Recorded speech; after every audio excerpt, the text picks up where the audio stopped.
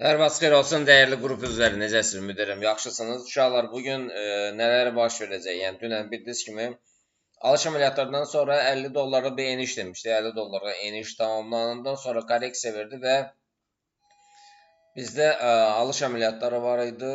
Demək, 4870-71'lərdən, yəni ən azından bir 5 dollarlı bir yüksəliş nümayiş etdi və ondan sonra, yəni bu gəlirlə bağlandı. Sonra 4835'dən gələn sel, o da gəlirlə bağlandı. Ondan sonra korreksiyalardan sonra yenidən enişlər oldu. Yəni gecə saatlarında bugün nələr baş verəcək? Yəni bugün yenidən biz baxırıq, yəni üçbucaq yaradıb. Diqqətlə baxaq. Və alışlarımız 4815'dən gələcək. Yəni 15'dən əsasən yəni 45'ə qədər yüksəlməsi gözlənilir. Yəni təbii ki, 15'dən yuxarı formalaşsa, qiymət rahat bir şəkildə 45'lərə kimi yüksələcək. Yəni satış əməliyyatı, alternativ ssenaridə satış əməliyyatlarımız bizə deməli 4766'lardan gələcək. İlkin olaraq İlkin eniş, yəni 10 dollarlıq eniş olacaq. Ondan sonraki enişlər isə ən azından 30 dollarlıq, yəni 4735'lərə kimi yəni enməsi gözlənilir. Hələ ki, üçbucağın içindədir. Funta gəldikdə isə, funta dünən bizdə alış əməliyyatları vardı, gəlirdən bağlandı. Hal-hazırdakı vəziyyətdə, yəni bu vəziyyətdədir. Baxaq. Yəni alışlarımız hansı nöqtədən gələcək və satışlarımız hansı nöqtədən gələcək? Yəni alışlar 1.34 500'lərdən alışlardır, 1.31 34 100'lərdən isə satışlardır. Evro dolar rəqabətinə gəldikdə isə evro dolar rəqabətində dünən bizdə alış əməliyyatları var idi. Alış əməliyyatları yəni uğurla bağlandı. Bugün nələr baş verəcək? Bugün yəni hansı istiqamətdə hərəkət edəcək haqqında məlumat verərəm sizə. Trend xəttini düzəldək. Yəni trend xətti belə də düz deyildir, amma bu yuxarı qalxmalıdır ki, trend xəttini düzəltsin. Yəni alışlar və satışlar haqqında. Yəni alışlarımız harda olar, satışlarımız harda olar? Satışlar 1.16 750'lərdən gələcək. Satışlarımız. Alışlar isə 1.17'lərdən. Bu evro dolar rəqabətidir. Bitcoin'ə gəldikdə isə Bitcoin dünən sürətlə aşağı düşməsinə baxmayaraq yenidən həmin nöqtəyə qalxdı. Demək olar ki, baş və çeyin modeli yaradıb. Yəni belə bir funksiyanı biz nəzərdə çatdıraq, belə bir şey.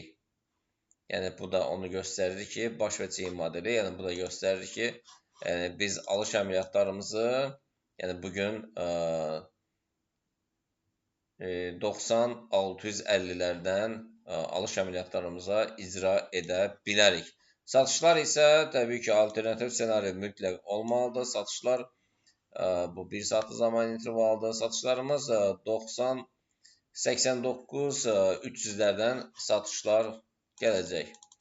Yəni bunu qeydə alın, zəhmət olmasa. Gümüşə gəldikdə isə gümüşdə də yəni alışlar hansı nöqtədən gələcək? 93-650'lərdən alışlardır. Bunu qeyd edək. Satışlar isə sadəcə olaraq biraz 92-400'lərdən gələcək. Yəni bunu da qeydə alın.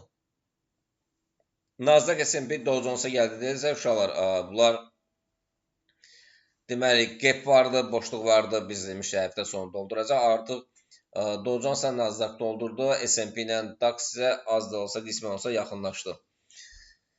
Belə əzizlərim, digər cütlüklərə baxaq.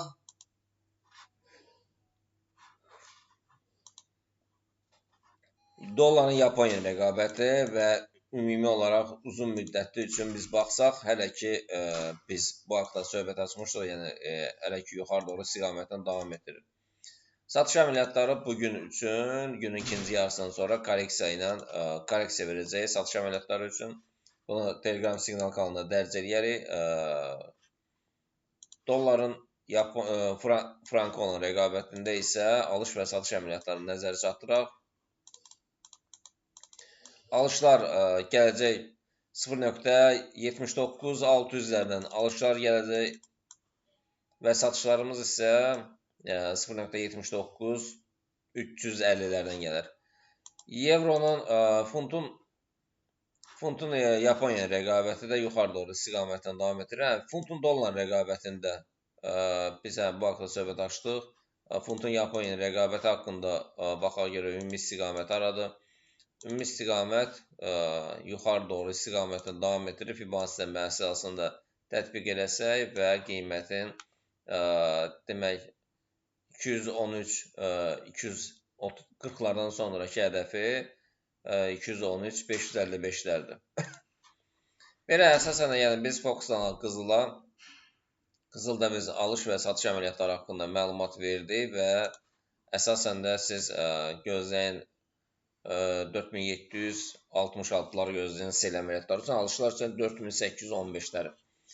Hələlik uşaqlar özünüzə yaxşı baxın.